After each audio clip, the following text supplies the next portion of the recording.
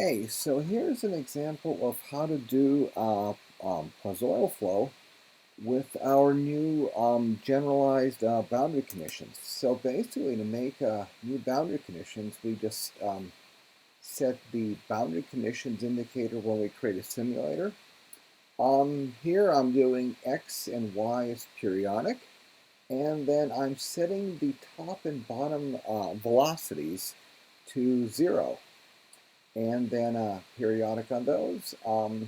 Make a particle type, hook up a driving pressure to it, and go ahead and run it. And this is the actual model that's running. And we can see that if we look here, there's zero velocity, um, fixed velocity on the top, and fixed velocity on the bottom. And then we just have this pressure term that drives the fluid flow. So that gives us a nice parabolic velocity gradient where it's 0 at the boundaries and then highest in the middle.